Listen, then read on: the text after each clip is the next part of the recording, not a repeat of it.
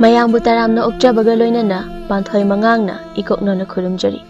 ꯉꯁꯤꯁꯨ ꯃꯍꯧꯁꯥꯒꯨꯝ ꯃꯌꯥꯝꯒꯤꯗꯃꯛꯇ ꯅꯨꯡꯉꯥꯏꯔꯕ ꯐꯨꯡꯒꯥꯋꯥꯔꯤ ꯑꯃ ꯄꯨꯗꯨꯅ ꯂꯥꯛꯆꯔꯦ ꯃꯌꯥꯝ ꯄꯨꯟꯅ ꯑꯃꯨꯛ ꯇꯥꯃꯤꯟꯅꯔꯁꯤ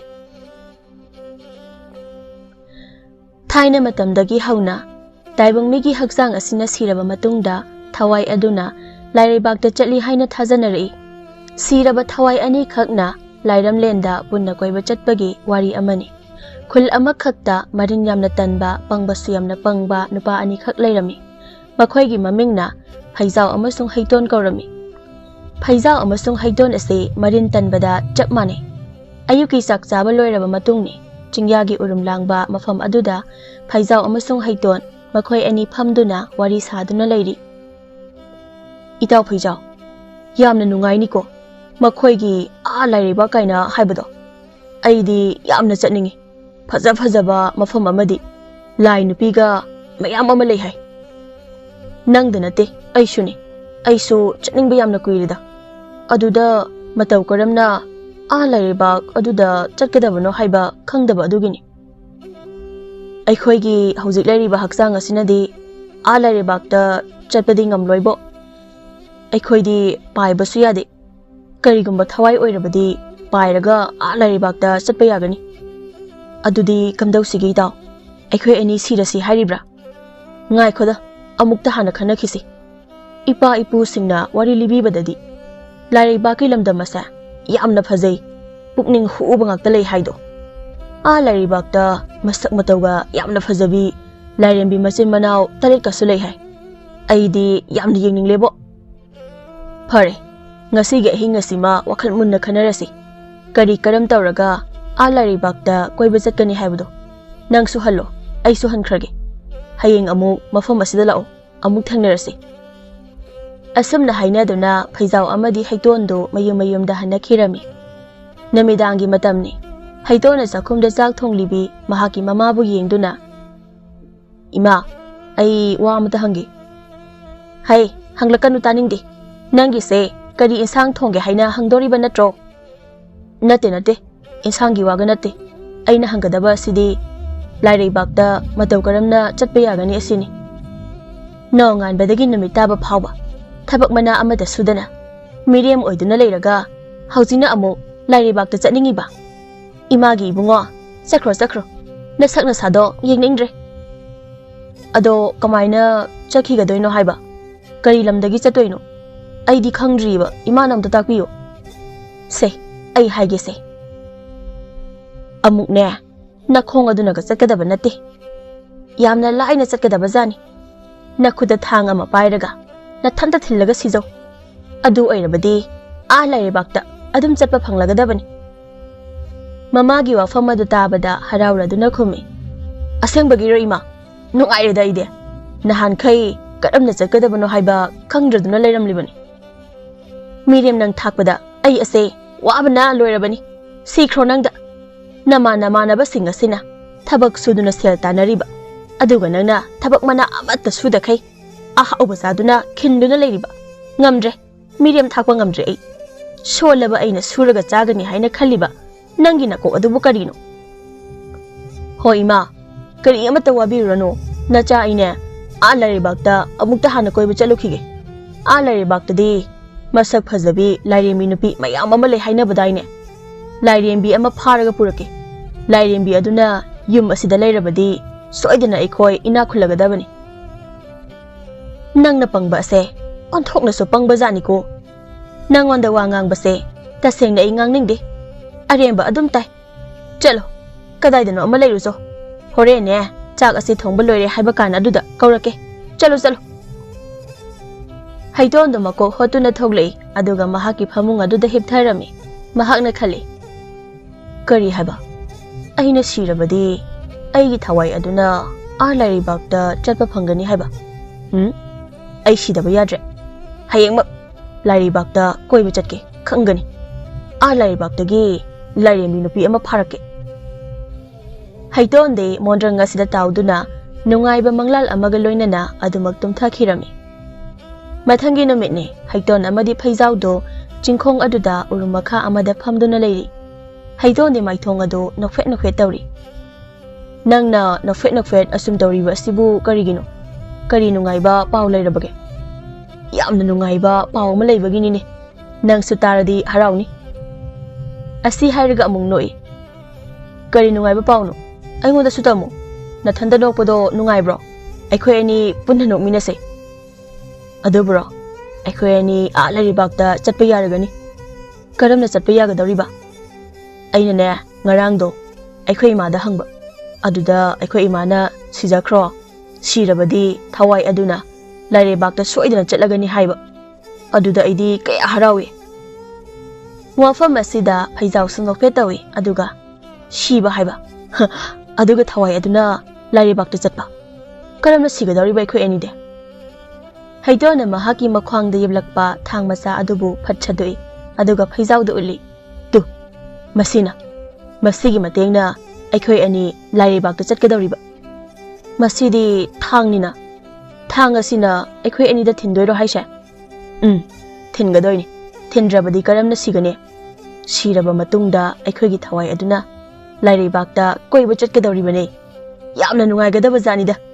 mi amana hekta chatpa ngamgadaba mafam nade asumna makhoi ani wari sanari ngehak sanaraba tungda phaijawna phare ai chatningbana langtaknare thuna chakhrase thang asina thingane haiba natro ai hana hekta thillage ngai khoda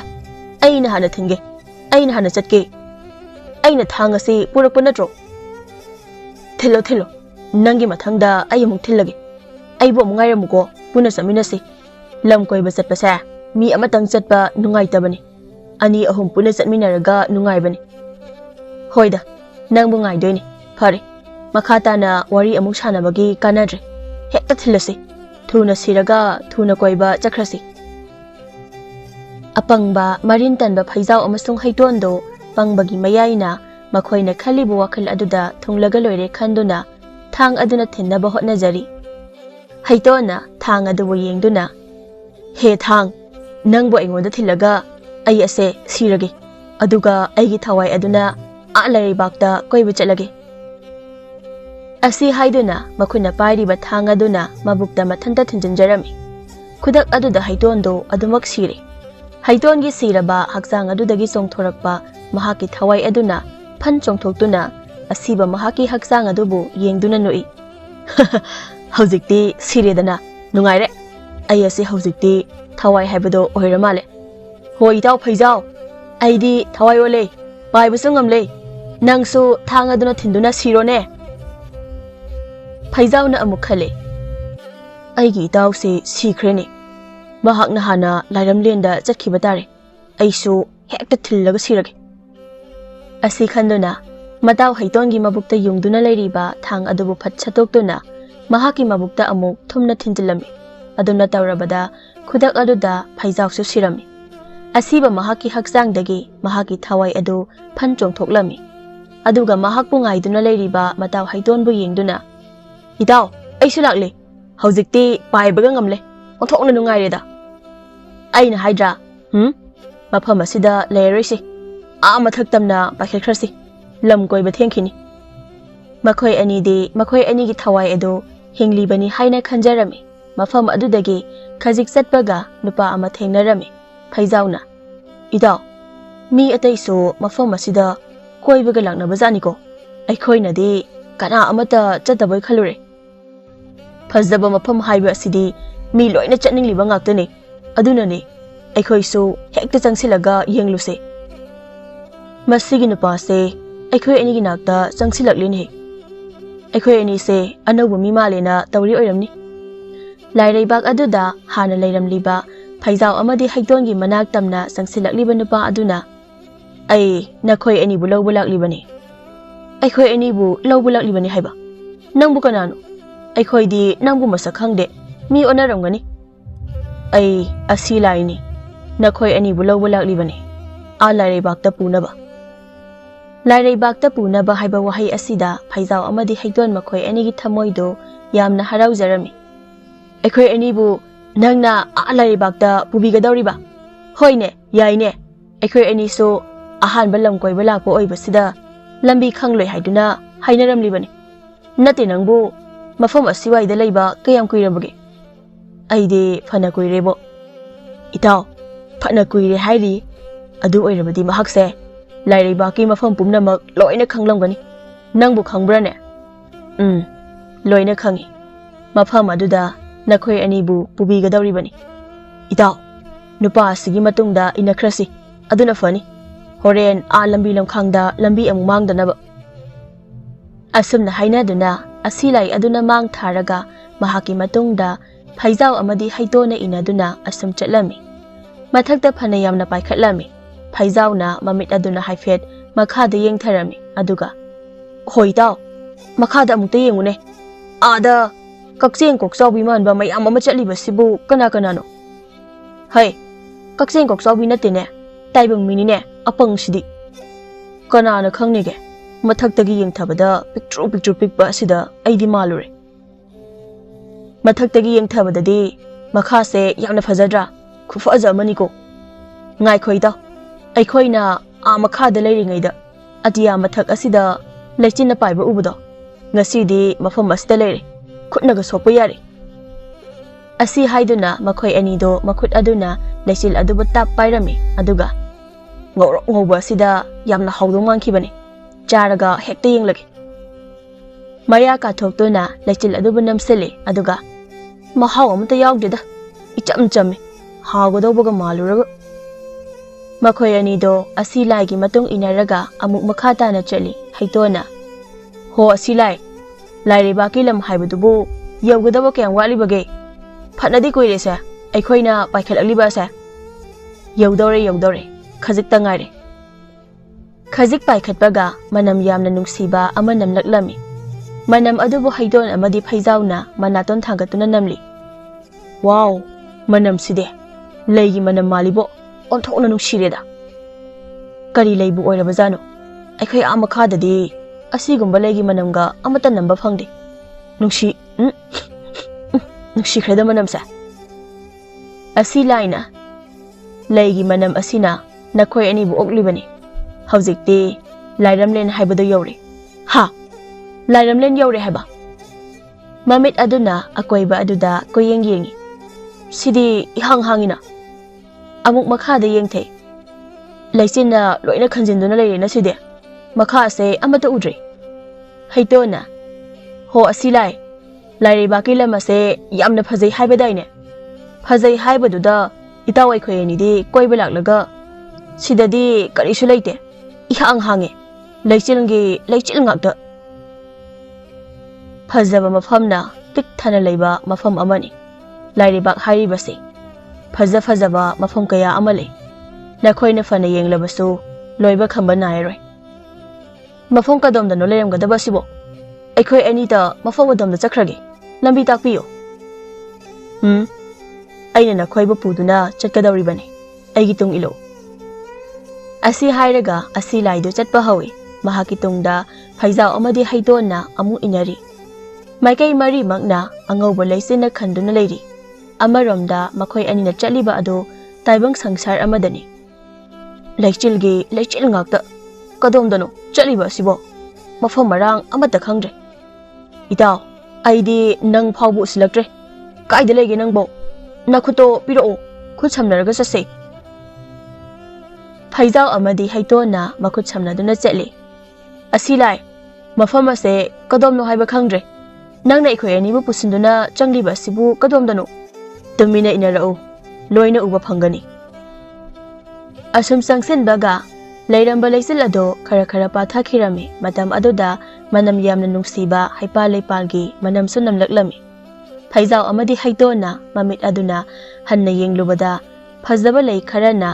ꯌꯥꯝꯅ ꯐꯖꯕ ꯃꯑꯣꯡꯗ ꯁꯥꯠꯇꯨꯅ ꯂꯩꯔꯤꯕꯗꯨ ꯎꯔꯝꯃꯤ ꯏꯇꯥꯎ ꯂꯩꯀꯣꯟꯅꯤꯅꯦ ꯌꯥꯝꯅ ꯐꯖꯩꯅꯦ ꯍꯣꯏꯅꯦ ꯑꯁꯤꯒꯨꯝꯕ ꯃꯐꯝꯁꯤ ꯑꯣꯏꯔꯝꯒꯅꯤ ꯃꯈꯣꯏꯅ ꯂꯥꯏꯔꯩꯕꯥꯛꯇ ꯐꯖꯕ ꯂꯩ ꯍꯥꯏꯅꯔꯤꯕꯗꯣ ꯁꯥꯠꯂꯤꯕ ꯂꯩꯁꯤꯡꯁꯦ ꯑꯃꯨꯛꯇ ꯎꯈꯤꯗ꯭ꯔꯤ ꯌꯥꯝꯅꯁꯨ ꯐꯖꯩ ꯑꯃꯇꯪ ꯍꯦꯛꯈꯤꯁꯦ ꯐꯩꯖꯥꯎꯅ ꯆꯪꯁꯤꯟꯗꯨꯅ ꯃꯈꯨꯠꯅ ꯂꯥꯝꯗꯨꯅ ꯂꯩ ꯑꯃ ꯍꯦꯛꯀꯦ ꯇꯧꯏ ꯃꯗꯨꯗ ꯃꯍꯥꯛꯀꯤ ꯃꯈꯨꯠ ꯑꯗꯨꯅ ꯂꯩ ꯑꯗꯨꯕꯨ ꯁꯣꯛꯄ ꯉꯝꯂꯝꯗꯦ ꯃꯗꯨꯗ ꯏꯉꯛꯅ ꯍꯥꯏꯔꯛꯏ ꯍꯩꯇꯣꯟꯅꯤꯕꯣ ꯂꯩ ꯑꯁꯦ ꯈꯨꯠꯅ ꯍꯦꯛꯄ ꯌꯥꯗꯦꯅ ꯅꯪꯕꯨ ꯑꯃꯨꯛꯇ ꯌꯦꯡꯉꯨ ꯂꯥꯎꯅꯦ ꯍꯩꯇꯣꯟꯅ ꯑꯃꯨꯛ ꯍꯦꯛꯏ ꯃꯗꯨꯗꯁꯨ ꯌꯥꯔꯝꯗꯦ ꯍꯣꯏꯅꯦ ꯐꯩꯖꯥꯎ ꯈꯨꯠꯅ ꯍꯦꯛꯄ ꯌꯥꯗꯦꯅ ꯀꯔꯤꯒꯤ ꯑꯣꯏꯔꯕꯖꯥꯅꯣ? ꯃꯈꯣꯏ ꯂꯩꯔꯩꯕꯥꯛꯁꯤꯗ ꯍꯧꯔꯤꯕ ꯂꯩꯁꯤꯡꯁꯦ ꯈꯨꯠꯅ ꯁꯣꯛꯄ ꯍꯦꯛꯄ ꯑꯃꯠꯇ ꯌꯥꯗꯕ ꯑꯣꯏꯔꯦꯀꯣ? ꯑꯩꯈꯣꯏꯒꯨꯝꯕ ꯂꯝ ꯀꯣꯏꯕ ꯂꯥꯛꯄ ꯃꯤꯅ ꯍꯦꯛꯇꯠꯈꯤꯅꯤ ꯍꯥꯏꯗꯨꯅ ꯍꯦꯛꯄ ꯌꯥꯍꯟꯗꯕ ꯑꯣꯏꯔꯤꯅꯤ꯫ ꯑꯃꯨꯛ ꯃꯃꯥꯏ ꯂꯩꯊꯣꯔꯛꯄꯗ ꯑꯁꯤ ꯂꯥꯏ ꯑꯗꯨꯅ ꯈꯔ ꯃꯃꯥꯡ ꯆꯈꯠꯇꯨꯅ ꯆꯠꯂꯤꯕꯗꯨ ꯎꯔꯝꯃꯤ꯫ ꯑꯥꯏ, ꯃꯥꯗꯤ ꯌꯧꯈ꯭ꯔꯦꯅꯦ꯫ ꯃꯈꯣꯏ ꯑꯅꯤꯗꯣ ꯑꯃꯨꯛ ꯆꯦꯜꯂꯤ, ꯑꯗꯨꯒ ꯃꯇꯨꯡꯗ ꯏꯅꯩ꯫ ꯈꯔ ꯆꯠꯂꯒ ꯇꯨꯔꯦꯜ ꯑꯆꯧꯕ ꯑꯄꯥꯛꯄ ꯑꯃ ꯂꯩꯔꯝꯃꯤ꯫ ꯃꯗꯨ ꯎꯕꯗ ꯍꯩꯇꯣꯟꯅ ꯍꯪꯉꯤ, ꯑꯁꯤ ꯂꯥꯏ, ꯃꯁꯤꯒꯤ ꯑꯄꯥꯛꯄ ꯇꯨꯔꯦꯜ ꯑꯁꯤ ꯂꯥꯜꯂꯒ ꯆꯠꯀꯗꯣꯏꯔꯣ? ꯆꯠꯀꯗꯣꯏꯅꯤ꯫ ꯐꯩꯖꯥꯎꯗ ꯑꯃꯨꯛ ꯑꯣꯟꯁꯤꯟꯗꯨꯅ, ꯏꯇꯥꯎ, ꯅꯪꯕꯨ ꯏꯔꯣꯏꯕ ꯍꯩꯕ꯭ꯔꯣ? ꯑꯩꯗꯤ ꯍꯩꯇꯦ꯫ ꯑꯩꯁꯨ ꯍꯩꯇꯦꯗ꯫ ꯊꯥꯏꯅ ꯑꯉꯥꯡ ꯑꯣꯏꯔꯤꯉꯩꯗ ꯏꯃꯥꯟꯅꯕꯁꯤꯡꯅ ꯇꯨꯔꯦꯜꯗ ꯏꯔꯣꯏꯅꯕꯗ ꯑꯩꯅ ꯇꯟꯃꯟꯕꯗꯒꯤ ꯏꯔꯣꯏꯕ ꯁꯨꯡꯌꯥꯎ ꯌꯥꯎꯈꯤꯗꯦ, ꯑꯗꯨꯅ ꯍꯩꯍꯧꯗꯦ꯫ ꯑꯗꯨꯗꯤ ꯀꯔꯝꯅ ꯇꯨꯔꯦꯜ ꯑꯁꯤꯕꯨ ꯂꯥꯟꯒꯅꯤ? ꯍꯣ ꯑꯁꯤ ꯂꯥꯏ, ꯄꯥꯛꯂꯕ ꯇꯨꯔꯦꯜ ꯑꯁꯤꯕꯨ ꯀꯔꯝꯅ ꯂꯥꯟꯒꯗꯣꯏꯅꯣ? ꯑꯩꯈꯣꯏ ꯑꯅꯤꯗꯤ ꯏꯔꯣꯏꯕꯁꯨ ꯑꯃꯠꯇ ꯍꯩꯇꯦ꯫ ꯃꯗꯨꯒꯤꯗꯤ ꯀꯔꯤꯁꯨ ꯋꯥꯔꯨꯅꯨ꯫ ꯄꯥꯛꯂꯕ ꯏꯄꯥꯛ ꯑꯁꯤꯕꯨ ꯂꯥꯟꯊꯣꯛꯅꯕ ꯍꯪꯉꯣꯏ ꯑꯃ ꯂꯩ꯫ ꯃꯍꯥꯛꯀꯤ ꯃꯊꯛꯇ ꯇꯣꯡꯗꯨꯅ ꯂꯥꯟꯒꯗꯕꯅꯤ꯫ ꯍꯪꯉꯣꯏꯅ ꯑꯩꯈꯣꯏ ꯑꯅꯤꯁꯤꯕꯨ ꯂꯥꯟꯒꯗꯧꯔꯤꯕ? ꯍꯪꯉꯣꯏ ꯑꯗꯨꯕꯨ ꯀꯌꯥꯃꯨꯛ ꯌꯥꯝꯅ ꯆꯥꯎꯕꯖꯥꯠꯅꯣꯅꯦ? ꯇꯨꯔꯦꯜ ꯃꯄꯥꯜ ꯑꯗꯨꯗ ꯃꯈꯣꯏ ꯑꯅꯤꯗꯨ ꯀꯨꯝꯊꯅꯩ, ꯑꯗꯨꯒ ꯃꯃꯤꯠ ꯑꯗꯨꯅ ꯌꯦꯡꯅꯩ꯫ ꯁꯤꯗꯔꯣ ꯍꯪꯉꯣꯏꯅ ꯂꯩ ꯍꯥꯏꯁꯤꯕꯣ? ꯀꯗꯥꯏꯅꯣ? ꯎꯗꯦꯅ꯫ ꯃꯉꯛ ꯑꯗꯨ ꯊꯥꯡꯒꯠꯇꯨꯅ ꯌꯦꯡꯂꯤ ꯐꯩꯖꯥꯎꯅ꯫ ꯇꯨ, ꯑꯁꯤꯗ ꯂꯩꯔꯦ꯫ ꯑꯁꯤꯗ ꯂꯩꯔꯤꯁꯤꯅꯦ ꯍꯪꯉꯣꯏ ꯍꯥꯏꯗꯣ꯫ ꯑꯥꯏ, ꯑꯁꯨꯛ ꯆꯥꯎꯕ ꯑꯁꯤꯕꯨ ꯍꯪꯉꯣꯏ? ꯑꯩꯗꯤ ꯃꯁꯛꯄꯨ ꯃꯥꯜꯂꯨꯗ꯭ꯔꯦ꯫ ꯃꯁꯤꯒꯤ ꯍꯪꯉꯣꯏ ꯑꯁꯤꯗꯤ ꯆꯥꯎꯏꯍꯦ꯫ ꯑꯁꯤ ꯍꯥꯏꯗꯨꯅ ꯍꯪꯉꯣꯏ ꯑꯆꯧꯕ ꯑꯗꯨꯒꯤ ꯃꯅꯥꯛꯇ ꯆꯪꯁꯤꯜꯂꯤ꯫ ꯁꯤꯒꯤ ꯃꯊꯛ ꯑꯁꯤꯗ ꯇꯣꯡꯗꯨꯅ ꯏꯄꯥꯛ ꯑꯁꯤ ꯂꯥꯟꯒꯗꯧꯔꯤꯕ? ꯐꯠ ꯑꯗꯨꯝ ꯅꯨꯡꯉꯥꯏꯒꯅꯤꯗ꯫ ꯍꯦꯛꯇ ꯇꯣꯡꯈꯠꯂꯁꯦ꯫ ꯑꯩꯈꯣꯏ ꯑꯅꯤ ꯄꯨꯟꯅ ꯇꯣꯡꯃꯤꯟꯅꯕꯕꯨ ꯌꯥꯅꯤ꯫ ꯃꯈꯣꯏ ꯑꯅꯤꯅ ꯑꯆꯧꯕ ꯍꯪꯉꯣꯏ ꯑꯗꯨꯒꯤ ꯃꯊꯛꯇ ꯇꯣꯡꯈꯠꯂꯝꯃꯤ꯫ ꯃꯈꯣꯏ ꯑꯅꯤꯗꯤ ꯌꯥꯝꯅ ꯍꯔꯥꯎꯖꯔꯝꯃꯤ꯫ ꯍꯪꯉꯣꯏ ꯑꯗꯨꯅ ꯏꯁꯤꯡꯒꯤ ꯏꯄꯥꯛ ꯃꯊꯛ ꯑꯗꯨꯗ ꯇꯥꯎꯗꯨꯅ ꯏꯄꯥꯛ ꯋꯥꯡꯃ ꯇꯝꯅ ꯂꯥꯟꯊꯣꯛꯂꯝꯃꯤ꯫ ꯂꯨꯗꯤ ꯂꯨꯕ ꯃꯥꯜꯂꯤꯀꯣ ꯃꯁꯤꯒꯤ ꯏꯄꯥꯛ ꯑꯁꯦ? ꯂꯨꯔꯝꯒꯅꯤ, ꯑꯗꯨꯅꯕꯨ ꯍꯪꯉꯣꯏ ꯑꯁꯤꯅ ꯑꯣꯏꯅ ꯂꯥꯟꯕꯤꯔꯤꯁꯤꯅꯤ꯫ ꯉꯁꯥꯏꯒꯤ ꯑꯁꯤ ꯂꯥꯏ ꯑꯗꯨꯗꯤ, ꯃꯍꯥꯛꯇꯤ ꯑꯁꯣꯝꯗ ꯁꯨꯝ ꯂꯩꯍꯧꯔꯕ꯭ꯔꯥ? ꯂꯩꯍꯧꯔꯁꯅꯤ, ꯑꯩꯈꯣꯏ ꯑꯅꯤꯗ ꯑꯣꯏꯅ ꯑꯗꯨꯝ ꯆꯠꯈ꯭ꯔꯁꯤ꯫ ꯋꯥꯡꯃ ꯑꯗꯨ ꯌꯧꯗꯨꯅ ꯃꯈꯣꯏ ꯑꯅꯤꯗꯨ ꯀꯨꯝꯊꯩ꯫ ꯍꯣꯔꯦꯟ ꯍꯟꯈꯤꯕꯗ ꯑꯃꯨꯛ ꯃꯁꯤꯗ ꯇꯣꯡꯒꯗꯣꯏ ꯑꯣꯏꯔꯝꯒꯅꯤ꯫ ꯍꯣꯏ, ꯁꯣꯝꯗ ꯑꯃꯨꯛ ꯆꯨꯝꯗ꯭ꯔꯤꯡ ꯆꯠꯈ꯭ꯔꯁꯤ꯫ ꯐꯩꯖꯥꯎ ꯑꯃꯗꯤ ꯍꯩꯇꯣꯟꯒꯤ ꯊꯋꯥꯏ ꯑꯗꯨꯅ ꯂꯩꯆꯤꯟꯅ ꯂꯝꯕꯤ ꯑꯣꯏꯕ ꯃꯐꯝ ꯑꯗꯨꯗ ꯁꯨꯝ ꯆꯠꯂꯝꯃꯤ꯫ ꯈꯔ ꯆꯠꯄꯒ ꯃꯈꯣꯏꯅ ꯉꯁꯥꯏ ꯊꯦꯡꯅꯈꯤꯕ ꯅꯨꯄꯥ ꯑꯁꯤ ꯂꯥꯏ ꯑꯗꯨꯕꯨ ꯑꯃꯨꯛ ꯎꯔꯝꯃꯤ꯫ ꯁꯤꯗ ꯑꯃꯨꯛ ꯂꯩꯔꯤꯅꯦ ꯑꯁꯤ ꯂꯥꯏꯗꯣ꯫ ꯑꯁꯤ ꯂꯥꯏ ꯑꯗꯨꯅ ꯆꯪꯁꯤꯜꯂꯛꯇꯨꯅ, ꯏꯕꯨꯡꯉꯣ ꯑꯅꯤ, ꯑꯃꯨꯛ ꯂꯥꯛꯑꯣ꯫ ꯃꯈꯣꯏ ꯑꯍꯨꯝ ꯄꯨꯟꯅ ꯆꯠꯂꯝꯃꯤ꯫ ꯈꯔ ꯆꯠꯂꯒ ꯂꯝꯕꯤ ꯑꯅꯤ ꯐꯥꯡꯕ ꯃꯐꯝ ꯑꯃ ꯂꯩꯔꯝꯃꯤ꯫ ꯃꯗꯨꯗ ꯍꯩꯇꯣꯟꯅ, ꯂꯝꯕꯤ ꯑꯅꯤ ꯑꯁꯦ ꯀꯔꯝꯕ ꯂꯝꯕꯤꯗ ꯑꯣꯏꯅ ꯆꯠꯁꯤꯒꯦ? ꯐꯩꯖꯥꯎꯅ ꯋꯥꯈꯜ ꯈꯟꯗꯨꯅ ꯈꯨꯝꯃꯤ, ꯑꯋꯥꯡ ꯊꯪꯕ ꯑꯁꯤꯗ ꯑꯣꯏꯅ ꯆꯠꯈ꯭ꯔꯁꯤ꯫ ꯑꯁꯤ ꯍꯥꯏꯗꯨꯅ ꯆꯠꯀꯦ ꯇꯧꯏ꯫ ꯃꯗꯨꯗ ꯑꯁꯤ ꯂꯥꯏ ꯑꯗꯨꯅ ꯈꯥꯝꯗꯨꯅ, ꯉꯥꯏꯈꯣ ꯉꯥꯏꯈꯣ, ꯃꯗꯨꯒꯤ ꯂꯝꯕꯦꯜ ꯑꯗꯨꯗ ꯅꯈꯣꯏ ꯑꯅꯤꯅ ꯆꯠꯀꯗꯕ ꯅꯠꯇꯦ꯫ ꯅꯈꯣꯏ ꯑꯅꯤꯅ ꯆꯠꯀꯗꯕꯗꯤ ꯃꯈꯥ ꯊꯪꯕ ꯂꯝꯕꯤ ꯑꯁꯤꯗꯅꯤ꯫ ꯂꯥꯎ, ꯑꯩꯒꯤ ꯇꯨꯡꯗ ꯏꯟꯅꯔꯛꯎ꯫ ꯀꯔꯤ ꯑꯔꯣꯟꯕꯒ ꯂꯩꯕꯖꯥꯅꯣ? ꯃꯍꯥꯛꯅ ꯁꯣꯝꯗ ꯆꯪꯕ ꯌꯥꯗꯦ ꯀꯥꯏꯅ ꯍꯥꯏꯔꯤꯕ ꯑꯁꯤꯕꯣ? ꯍꯣꯔꯦꯟ ꯑꯃꯨꯛ ꯊꯣꯛꯂꯛꯄꯗ ꯆꯪꯕ ꯍꯥꯏꯗꯨꯅꯤ꯫ ꯃꯍꯥꯛꯅ ꯆꯠꯂꯤꯕ ꯑꯁꯤꯒꯤ ꯃꯇꯨꯡꯗ ꯍꯥꯟꯅ ꯏꯟꯅꯔꯨꯈꯤꯁꯤ꯫ ꯑꯁꯨꯝ ꯆꯪꯁꯤꯟꯕꯅ ꯆꯥꯎꯔꯕ ꯄꯥꯠ ꯑꯃ ꯂꯩꯔꯝꯃꯤ꯫ ꯃꯗꯨꯕꯨ ꯎꯕꯗ ꯃꯈꯣꯏ ꯑꯅꯤꯅ ꯍꯥꯏꯅꯩ, ꯂꯥꯏꯔꯩꯕꯥꯛꯁꯤꯗꯁꯨ ꯄꯥꯠꯀ ꯂꯩ ꯃꯥꯜꯂꯤ, ꯐꯠꯅ ꯑꯗꯨꯝ ꯆꯥꯎꯏ꯫ ꯇꯨ, ꯑꯁꯣꯝꯗ ꯌꯦꯡꯉꯨꯅꯦ, ꯃꯤ ꯃꯥꯟꯕ ꯈꯔ ꯄꯥꯠ ꯃꯄꯥꯜ ꯑꯁꯤꯗ ꯐꯝꯗꯨꯅ ꯂꯩꯔꯤꯕꯁꯦ꯫ ꯃꯈꯣꯏꯒꯤꯁꯦ ꯄꯥꯠ ꯑꯁꯤꯗꯒꯤ ꯏꯁꯤꯡ ꯁꯣꯛꯇꯨꯅ ꯏꯔꯨꯖꯕ ꯃꯥꯜꯂꯤ꯫ ꯍꯣꯏꯅꯦ, ꯏꯔꯨꯖꯐꯝꯒ ꯂꯩ ꯃꯥꯜꯂꯤꯅꯦ꯫ ꯉꯥꯏꯍꯥꯛ ꯂꯩꯕꯒ ꯄꯥꯠ ꯑꯗꯨꯒꯤ ꯏꯌꯥꯏꯗ ꯄꯤꯛꯇꯛ ꯇꯧꯕ ꯍꯤ ꯑꯃ ꯊꯧꯔꯛꯂꯝꯃꯤ꯫ ꯃꯗꯨꯕꯨ ꯎꯕꯗ ꯑꯁꯤ ꯂꯥꯏ ꯑꯗꯨꯗ ꯍꯪꯉꯤ, ꯍꯤ ꯑꯁꯤꯅ ꯀꯔꯤꯒꯤꯅꯣ ꯑꯩꯈꯣꯏ ꯇꯝꯅ ꯊꯧꯔꯛꯂꯤꯕ ꯑꯁꯤꯕꯣ? ꯍꯤ ꯑꯁꯤꯗ ꯅꯈꯣꯏ ꯑꯅꯤ ꯇꯣꯡꯗꯨꯅ ꯂꯥꯟꯊꯣꯛꯀꯗꯧꯔꯤꯕꯅꯤ꯫ ꯍꯤ ꯇꯣꯡꯗꯣꯏꯕ? ꯅꯨꯡꯉꯥꯏꯔꯦꯗ! ꯏꯇꯥꯎ, ꯍꯤ ꯇꯣꯡꯁꯤ꯫ ꯄꯥꯠ ꯃꯌꯥꯏꯗ ꯊꯔꯣ ꯊꯝꯕꯥꯜꯒ ꯁꯥꯠꯂꯝꯂꯕꯗꯤ ꯍꯦꯛꯂꯛꯁꯤ, ꯌꯨꯝꯗ ꯍꯟꯕꯗ ꯄꯨꯈꯤꯅꯕ꯫ ꯍꯤ ꯑꯗꯨꯗ ꯃꯈꯣꯏ ꯑꯅꯤ ꯇꯣꯡꯈꯠꯂꯦ꯫ ꯑꯇꯣꯞꯄ ꯃꯤ ꯀꯅꯥ ꯑꯃꯠꯇꯁꯨ ꯌꯥꯎꯗꯦ꯫ हि अदु होनबा नौसु यावरमदे। इताउ, हि असिदि करिना होनगने? मथक्ता लेप्तुना लैरिबा असिलाई अदुबो येंगदुना हंगे। हो असिलाई, हि से तोंगबदि तोंगले नौसु यावदे, करिना होलगा चटकदोइनो? नखोइना होलोइ, मथंता होनजखिनि। मसि हेक हाइबगा हि अदो मथंता होनदुना असुम चटखिरमि। ꯏꯇꯥꯎ ꯃꯈꯣꯏꯒꯤ ꯂꯥꯏꯔꯩꯕꯥꯛ ꯍꯥꯏꯔꯤꯕꯁꯤꯗꯤ ꯌꯥꯝꯅ ꯅꯨꯡꯉꯥꯏꯕꯖꯥꯠꯅꯤꯀꯣ ꯍꯤ ꯀꯥꯏꯁꯦ ꯑꯃꯠꯇ ꯍꯣꯟꯗꯅ ꯃꯊꯟꯇ ꯆꯦꯜꯂꯤ ꯄꯥꯠ ꯑꯁꯦ ꯄꯥꯛꯂꯝꯒꯗꯕ ꯃꯥꯜꯂꯦ ꯃꯤꯅ ꯍꯣꯜꯂꯕꯗꯤ ꯋꯥꯔꯒꯅꯤ ꯍꯥꯏꯗꯨꯅ ꯃꯈꯣꯏꯒꯤ ꯂꯥꯏ ꯃꯌꯥꯝꯅ ꯃꯊꯟꯇ ꯍꯣꯟꯕ ꯍꯤ ꯑꯁꯤꯕꯨ ꯁꯥꯕ ꯑꯣꯏꯔꯝꯒꯅꯤ ꯍꯣꯏ ꯐꯔꯦ ꯑꯀꯣꯏꯕꯗ ꯂꯩꯔꯤꯕꯁꯤꯡꯁꯦ ꯃꯨꯟꯅ ꯌꯦꯡꯁꯤꯜꯂꯨ ꯌꯨꯝꯗ ꯍꯜꯂꯕ ꯀꯥꯟꯗ ꯃꯤꯉꯣꯟꯗ ꯄꯥꯎ ꯇꯝꯂꯨꯅꯕ ꯐꯩꯖꯥꯎ ꯑꯃꯗꯤ ꯍꯩꯇꯣꯟ ꯑꯅꯤꯗꯣ ꯑꯀꯣꯏꯕ ꯑꯗꯨꯗ ꯌꯦꯡꯗꯨꯅ ꯇꯨꯃꯤꯟꯅ ꯇꯣꯡꯂꯤ ꯍꯤ ꯑꯗꯨꯁꯨ ꯐꯅ ꯌꯥꯡꯅ ꯃꯊꯟꯇ ꯑꯁꯨꯝ ꯍꯣꯟꯗꯨꯅ ꯆꯠꯂꯝꯃꯤ ꯄꯥꯠꯀꯤ ꯏꯄꯥꯛ ꯑꯗꯨꯗ ꯑꯁꯨꯝ ꯆꯪꯁꯤꯜꯂꯛꯄꯅ ꯏꯄꯥꯛ ꯑꯗꯨꯗ ꯂꯩ ꯍꯧꯔꯝꯕꯒꯤ ꯃꯍꯨꯠꯇ ꯃꯤꯒꯤ ꯃꯀꯣꯛ ꯃꯌꯥꯝ ꯑꯃ ꯊꯤꯡꯒꯠꯇꯨꯅ ꯂꯩꯔꯤꯕꯗꯨ ꯎꯔꯝꯃꯤ ꯃꯗꯨꯕꯨ ꯎꯕꯗ ꯃꯤꯒꯤ ꯃꯀꯣꯛꯅꯤ ꯃꯁꯤꯗꯤ ꯏꯌꯥꯏ ꯑꯁꯤꯗ ꯍꯦꯛꯇ ꯊꯤꯡꯒꯠꯂꯒ ꯂꯩ ꯍꯥꯏꯋꯥꯅꯤ ꯀꯤꯔꯦꯗ ꯑꯣꯟꯊꯣꯛꯅ ꯍꯩꯇꯣꯟꯅ ꯑꯩꯈꯣꯏꯒꯤ ꯑꯥꯗꯁꯨ ꯐꯠꯇꯕ ꯃꯤꯁꯤꯡꯕꯨ ꯃꯀꯣꯛ ꯀꯛꯂꯒ ꯍꯥꯠꯂꯤꯕ ꯑꯗꯨꯗꯤ ꯑꯗꯨꯒꯨꯝ ꯃꯈꯣꯏꯒꯤ ꯂꯥꯏꯔꯩꯕꯥꯛ ꯑꯁꯤꯗꯁꯨ ꯐꯠꯇꯕ ꯂꯥꯏꯁꯤꯡ ꯑꯗꯨꯕꯨ ꯃꯉꯛ ꯀꯛꯇꯨꯅ ꯍꯥꯠꯂꯤꯕ ꯑꯣꯏꯔꯝꯒꯅꯤ ꯄꯥꯠꯀꯤ ꯏꯁꯤꯡ ꯑꯗꯨꯁꯨ ꯑꯉꯥꯡꯕ ꯃꯆꯨ ꯉꯥꯛꯇ ꯑꯣꯏꯔꯝꯃꯤ ꯐꯅ ꯁꯥꯡꯅꯗꯤ ꯍꯣꯔꯛꯂꯦ ꯌꯧꯗ꯭ꯔꯤꯕ ꯖꯥꯠꯂꯣ ꯈꯪꯗꯦꯅꯦ ꯃꯗꯨꯒꯤ ꯅꯨꯄꯥ ꯑꯗꯨꯅ ꯑꯩꯈꯣꯏ ꯑꯅꯤꯗ ꯂꯝꯕꯤ ꯁꯦꯔꯥꯟꯅꯅ ꯇꯥꯛꯂꯛꯂꯤꯕ ꯖꯥꯠꯂꯣ ꯑꯁꯨꯝ ꯍꯤ ꯑꯗꯨꯅ ꯍꯣꯟꯖꯤꯟꯕꯅ ꯁꯔꯨ ꯁꯌꯥꯡ ꯃꯌꯥꯝ ꯑꯃ ꯊꯦꯠꯄ ꯃꯐꯝ ꯑꯃꯁꯨ ꯐꯥꯎꯗꯣꯛꯂꯝꯃꯤ ꯑꯗꯨꯒ ꯏꯃꯥꯏ ꯑꯗꯨꯁꯨ ꯃꯤꯒꯤ ꯃꯈꯨꯠ ꯃꯀꯣꯛ ꯉꯥꯛꯇ ꯂꯩꯔꯝꯃꯤ ꯀꯔꯤꯅꯣꯗ ꯃꯁꯤꯗꯤ ꯌꯦꯡꯕꯗ ꯌꯥꯝꯅ ꯍꯩꯅꯗ꯭ꯔꯦ ꯃꯤ ꯑꯁꯤꯕ ꯃꯌꯥꯝꯒꯤ ꯍꯨꯟꯖꯦꯛꯐꯝ ꯑꯁꯤꯗꯕꯨ ꯑꯩꯈꯣꯏ ꯑꯅꯤꯕꯨ ꯊꯥꯖꯤꯜꯂꯛꯄ ꯏꯇꯥꯎ ꯅꯃꯤꯠ ꯆꯦꯠꯅ ꯎꯏꯁꯤꯜꯂꯣ ꯃꯈꯥꯗꯒ ꯌꯦꯡꯂꯨꯅꯨꯀꯣ ꯈꯔ ꯆꯠꯄꯒ ꯍꯤꯊꯥꯡꯐꯝ ꯌꯧꯔꯝꯃꯤ ꯃꯈꯣꯏ ꯑꯅꯤꯃꯛ ꯍꯤ ꯑꯗꯨꯗꯒꯤ ꯀꯨꯝꯊꯩ ꯑꯗꯨꯒ ꯑꯃꯨꯛ ꯍꯥꯏꯅꯩ ꯀꯗꯣꯝꯗ ꯆꯠꯀꯅꯤ ꯈꯪꯗꯦꯕꯣ ꯁꯣꯝ ꯃꯈꯥꯁꯤꯗ ꯑꯣꯏꯅ ꯆꯠꯈ꯭ꯔꯁꯤ ꯂꯩꯆꯤꯜ ꯑꯁꯤꯅ ꯂꯣꯏꯅ ꯈꯨꯝꯖꯤꯟꯗꯨꯅ ꯂꯩꯈꯤꯕ ꯑꯁꯤꯅ ꯂꯝꯕꯤ ꯑꯁꯦ ꯑꯃꯠꯇ ꯃꯊꯣꯡ ꯃꯔꯝ ꯈꯪꯗ꯭ꯔꯦ ꯐꯩꯖꯥꯎ ꯑꯃꯗꯤ ꯍꯩꯇꯣꯟꯅ ꯂꯥꯏꯔꯩꯕꯥꯛ ꯑꯁꯤꯗ ꯐꯖꯕ ꯃꯐꯝ ꯀꯌꯥ ꯑꯃ ꯂꯩꯔꯝꯒꯅꯤ ꯈꯟꯗꯨꯅ ꯀꯣꯏꯕ ꯂꯥꯛꯄ ꯑꯁꯤꯗ ꯐꯖꯕ ꯃꯐꯝꯗꯤ ꯑꯃꯠꯇ ꯊꯦꯡꯅꯔꯝꯗꯦ ꯃꯗꯨꯒꯤ ꯃꯍꯨꯠꯇ ꯑꯀꯤꯕ ꯅꯝꯊꯤꯕ ꯃꯐꯝ ꯉꯥꯛꯇ ꯊꯦꯡꯅꯔꯝꯃꯤ ꯐꯖꯕꯁꯨ ꯑꯃꯠꯇ ꯂꯩꯇꯦ ꯉꯁꯥꯏ ꯑꯩꯈꯣꯏꯅ ꯑꯍꯥꯟꯕ ꯆꯪꯂꯛꯄꯗ ꯂꯩ ꯈꯔ ꯍꯧꯕ ꯃꯐꯝ ꯑꯃ ꯂꯩꯍꯧꯕꯗꯣ ꯑꯗꯨ ꯃꯉꯥꯏ ꯍꯣꯏꯅꯦ ꯑꯗꯨꯕꯨ ꯏꯇꯥꯎ ꯂꯥꯛꯅꯤꯅ ꯂꯥꯛꯂꯕꯅꯤꯅ ꯈꯔꯒ ꯆꯪꯁꯤꯟꯈꯤꯁꯤ ꯁꯣꯏꯗꯅ ꯂꯩꯔꯝꯒꯅꯤ ꯈꯔ ꯆꯪꯁꯤꯟꯕꯒꯗꯤ ꯃꯈꯣꯜ ꯃꯋꯥ ꯀꯌꯥ ꯑꯃ ꯇꯥꯔꯛꯂꯝꯃꯤ ꯃꯤꯒ ꯂꯩꯕ ꯖꯥꯠꯂꯅꯦ ꯃꯤꯒꯤ ꯃꯈꯣꯜ ꯃꯥꯟꯕ ꯌꯥꯝꯅ ꯇꯥꯔꯤꯕ ꯑꯁꯤꯕꯣ ꯂꯥꯎ ꯈꯣꯡꯕꯒꯤ ꯃꯈꯣꯜ ꯀꯌꯥ ꯑꯃꯁꯨ ꯇꯥꯔꯤ ꯏꯇꯥꯎ ꯑꯃꯨꯛꯇ ꯌꯦꯡꯂꯨꯁꯤ ꯃꯈꯣꯏ ꯑꯅꯤꯗꯣ ꯃꯈꯣꯡ ꯈꯔ ꯀꯜꯂꯞꯅ ꯊꯥꯡꯖꯤꯟꯗꯨꯅ ꯃꯐꯝ ꯑꯗꯣꯝꯗ ꯆꯪꯁꯤꯜꯂꯝꯃꯤ ꯍꯦꯛ ꯆꯪꯁꯤꯟꯕꯒ ꯇꯥꯏꯕꯪ ꯃꯤ ꯃꯥꯟꯕ ꯃꯤꯑꯣꯏꯁꯤꯡꯅ ꯊꯕꯛ ꯁꯨꯕ ꯌꯥꯎ ꯌꯨꯝ ꯁꯥꯕ ꯌꯥꯎ ꯈꯨꯠꯁꯨ ꯄꯥꯏꯗꯨꯅ ꯂꯩꯕꯥꯛꯇ ꯇꯧꯕ ꯌꯥꯎ ꯃꯌꯥꯝ ꯑꯃ ꯇꯧꯗꯨꯅ ꯂꯩꯔꯤꯕꯗꯨ ꯎꯔꯝꯃꯤ ꯃꯈꯣꯏꯒꯤ ꯂꯥꯏꯔꯩꯕꯥꯛ ꯑꯁꯤꯗꯁꯨ ꯇꯥꯏꯕꯪ ꯃꯤꯅ ꯈꯨꯟꯗꯥꯕ ꯈꯨꯟꯒ ꯂꯩꯕ ꯑꯣꯏꯔꯦꯀꯣ ꯌꯥꯝꯅ ꯅꯨꯡꯉꯥꯏꯕꯖꯥꯠꯅꯤꯅꯦ ꯐꯅꯗꯨꯝ ꯐꯔꯦ ꯅꯨꯃꯤꯠ ꯈꯔꯅꯤ ꯈꯨꯜ ꯑꯁꯤꯗ ꯂꯩꯕꯁꯨ ꯌꯥꯔꯒꯅꯤ ꯃꯈꯣꯏꯗ ꯂꯥꯏꯔꯩꯕꯥꯛ ꯑꯁꯤꯒꯤ ꯐꯖꯕ ꯃꯐꯝꯁꯤꯡꯕꯨ ꯂꯣꯏꯅ ꯍꯪꯗꯨꯅ ꯑꯩꯈꯣꯏ ꯑꯅꯤꯅ ꯂꯣꯏꯅ ꯀꯣꯏꯕ ꯆꯠꯄ ꯌꯥꯔꯒꯅꯤ ꯍꯣꯏ ꯆꯪꯁꯤꯜꯂꯁꯤ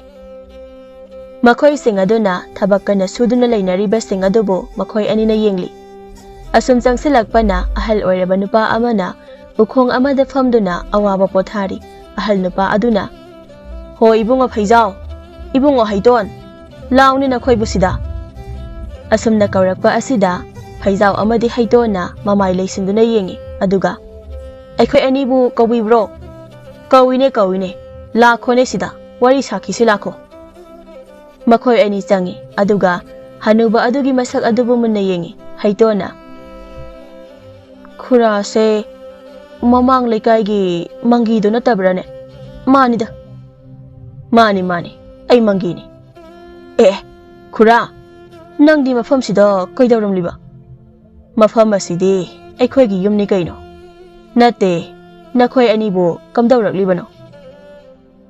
ꯐꯩꯖꯥꯎꯅ ꯍꯥꯏꯐꯦꯠ ꯅꯣꯛꯇꯨꯅ ꯈꯨꯝꯃꯤ ꯈꯨꯔꯥ ꯑꯁꯨꯝ ꯀꯣꯏꯕ ꯂꯥꯛꯄꯅꯤꯗ ꯃꯈꯣꯏꯅ ꯂꯥꯏꯔꯩꯕꯥꯛꯁꯦ ꯐꯖꯩ ꯍꯥꯏꯕꯗꯨꯗ ꯂꯥꯏꯔꯩꯕꯥꯛ ꯑꯁꯤꯗ ꯀꯣꯏꯕ ꯂꯥꯛꯂꯤꯕ ꯍꯣꯏ ꯃꯥꯅꯤ ꯑꯁꯦꯡꯕꯅꯤ